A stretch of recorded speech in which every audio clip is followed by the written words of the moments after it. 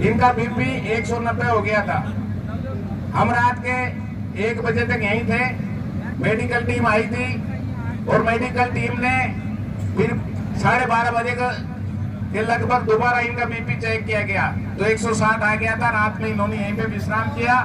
पर हमारे पूरे महासंघ के प्रतिनिधि, हमारे पदाधिकारी, हमारे समस्त मंत्रालय कर्मचारियों की दुआएं इनके साथ थी जो ये स्वस्थ हैं। साथियों, मेरा निवेदन है आप लोगों से कि जो हमारे 11 अनशनकारी जो शूरवीर, जो हमारे भविष्य के लिए अपने प्राणों की वो लगा रहे हैं, जान की बाजी लगा रखी है इन्होंने, और राजस्थान सरकार के मुखिया ने अभी तक किसी भी तरह का कोई ध्यान नहीं दिया है। पर चर्चाओं में है, अभी वार्ताएं चल रही है, बहुत जल्दी शुभ संकेत आने के इशारा है साथियों। और एक मैं आप लोगों से निवेदन करना चाहता हूं कि मन से बार बार वो जो गद्दारों के बारे में जो बात हो रही है कि जैसे जैसे जैसे आज हमारी मान लो ग्रेड पे का ऑर्डर आता है या किसी भी चीज का कोई भी आदेश आता है जिससे सभी मंत्रालय कर्मचारियों को बेनिफिट होने वाला है, जो गद्दार जो घर पे बैठे हैं, मैं उन लोगों के लिए ये कहना चाहता हूं कि जो व्यक्ति इस पांडाल में आया है, इस महापड़ाव में आया है, इस पावन धरा पे आया है, उसका मैं दिल से शुक्रिया अदा करता हूं। और जो व्यक्ति एक भी दिन इस महापांडाल में नहीं आया और वहीं से बैठा बैठा इंतजार कर रहा है कि क्या है ग्रेड पे तो सभी को मिलेगी, मेरे जाने से क्या फायदा, मेरा अनावश्यक पैसा खर्च होगा, समय खराब होगा, मेरी सुविधाएं छिनेंगी। और जो उनकी धर्म पत्नियां हैं वो बिल्कुल भी मतलब उनको ये नहीं कह रही हैं कि आपके साथी लोग वहां पे बैठे हैं, आप जाइए और उनका साथ दीजिए, वो भी धिक्कार है उनके साथ साथ। आज हमारे साथी भाई मेघराज जी चौधरी जी, उनका भावुक उद्बोधन मैंने सुना। हमारी जो महिला साथी हैं साथियों, इनके आंसू धारा बह गई। मैं खुद भावुक हुआ हूं, मेरे खुद के आंसू आए साथियों। इस तरह का माहौल ऐसा कभी जीवन में नहीं देखा। मंत्रालय कर्मचारी ने एकजुट होकर जो लड़ाई लड़ी है अपनी मांगों के लिए, मैं हमारे प्रदेश अध्यक्ष जी भाई राज सिंह जी को धन्यवाद देता हूं। आपने जो संगठन को खून पसीने से सींचा है और सबसे पहले आप अनशन पे बैठे हैं, हमारे 10 साथी इनके साथ बैठने साथियों, ये हमारे लिए एक गर्व की बात है। और वो जो ग्रेड पे की जो चल रही है, गद्दारों को भी मिलेगा, सारे बेनिफिट गद्दारों को भी मिलेगा। तो मैं आप लोगों को एक उदाहरण देना चाहता हूं। जो अपने साथी हैं जो इस महापांडाल में आए, उनके लिए नहीं, जो जिलों पे बैठे हैं, जो बीमार हैं, किसी भी तरह की उनको पीड़ा है, दूसरी वाली पीड़ा, ये नहीं है कि आदमी स्वस्थ है और घर पे बैठा है। तो मैं उन लोगों के लिए कहना चाहता हूं, हम उनका फायदा तो नहीं रोक सकते साथियों। उन गद्दारों को मिलेगा तो सब, पर कैसे मिलेगा, कैसे मिलेगा? आपने देखा होगा, आप और हम जब अपने निमंत्रण आते शादी विवाहों के, अपन खाना खाने जाते हैं, बफर डिनर में जाते हैं, वैसे जीमड़े जाते हैं, और अपन जो झूठी प्लेट और झूठी पत्तल जो छोड़ते हैं ना, झूठी प्लेट और झूठी पत्तल जो छोड़ते हैं और वो बाहर फेंकी जाती है, उससे कुत्ते भी पेट भर लेते हैं साथियों। तो उन गद्दारों को अपने सूरवीरों की वो झूठनी मिलेगी साथियों। जो गद्दार बिल्कुल वहां पे बैठे हैं, उनको शर्म नहीं आती बिल्कुल भी, और यहाँ पे अनशनकारी बैठे अपने जानों की वो लगा रखी, बाजी लगा रखी है, बिल्कुल स्वस्थ है, वो अपने घर में छुपे हुए हैं बिल्कुल चूहों की तरह। और साथ में मैं आपको एक उदाहरण दे रहा हूं कि मेरे पास फोन आता है, देखो उन गद्दारों के पेरेंट्स के भी फोन आते हैं, क्योंकि गद्दार स्वयं तो बात नहीं कर सकता, तो अपने पापा जी से कहते हैं पापा जी आप पूछ लो अध्यक्ष साहब से क्या हो रहा है। मेरे पास फोन आया, मैंने देखा भाई फला बाबूजी के पिताजी का फोन आ रहा है, मैंने फोन ही नहीं उठाया। एक बार पहले आया था, उस समय मैंने उठा लिया था जाने में, दूसरी बार मैं समझ गया मैंने उस गद्दार के बाप का फोन नहीं है। इसी उसके बाप ने उसको ये समझाया ही नहीं कि बेटा तुझे तेरे साथियों के साथ रहना है। धिक्कार है ऐसे बाप को जो अपने बच्चों को अपने साथियों के साथ, अपने कैडर के साथ और अपने समाज के साथ रहने की शिक्षा नहीं दे सके, ऐसे बाप का भी क्या फायदा। जैसे बाप का बेटा तो गद्दारी होगा ना साथियों। मैंने फोन नहीं उठाया, उसको वस्तु स्थिति से अवगत नहीं कराया।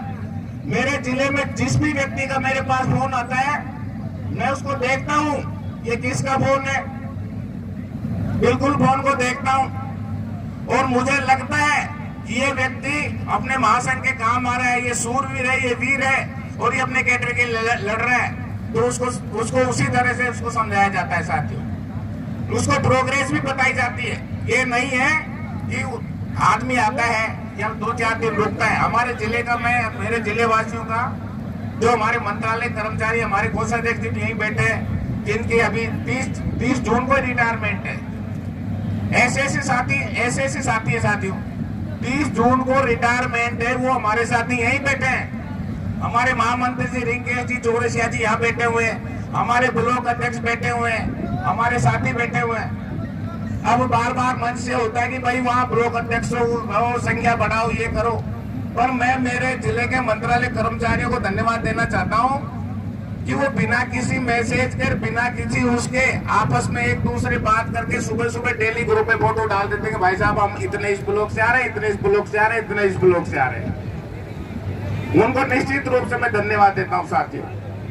और आज देखो आप, अपने अनशनकारी भाई मेघराजी चौधरी साहब, वो यहाँ अनशन पे बैठे हैं और उनकी धर्मपत्नी वहां घर पे अनशन पे बैठ गई।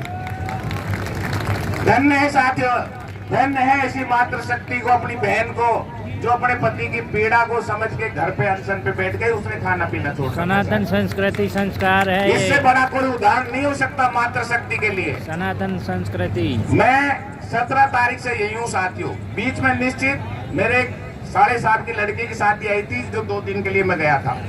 बाकी मैं एक भी, और मैं ये अभी कह रहा था, हमारे बूंदी के साथी बैठे हैं, प्रतापगढ़ के हमारे अध्यक्ष साहब बैठे हैं, इनको मैं कह रहा था यार इससे बढ़िया जीवन क्या हो सकता है।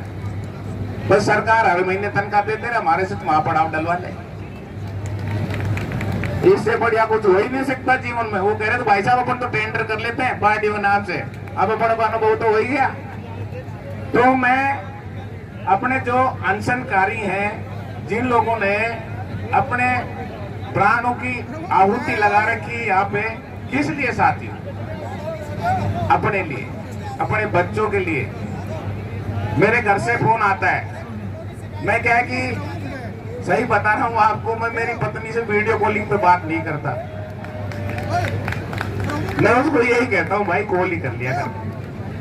कल क्या हुआ कि गलती से हमारी बच्ची के बालिका के पास फोन आया, उसने पापा मम्मी का फोन है, तो मैंने देखा, अरे मैंने कहा तुम वीडियो कॉलिंग में बात मत कराया करो मेरी, चाहे आधे घंटे बात कर ले, मैं कॉलिंग पे बात करता हूँ। अब वो कोई बात, अपने पास ऊपर से मैसेज आता है, कब आओगे कब आओगे, अपने ऊपर मैसेज आता है 1-2 दिन और, 1-2 दिन और, आज 42 दिन हो गए। तो साथियों, जो अपने घरों पे जो महिलाएं बैठी, मातृशक्ति बैठी, अपनी धर्मपत्नियां बैठी, वो भी धन्य है। वो इतना प्रेशर नहीं डाल रही है अपने ऊपर बिल्कुल भी।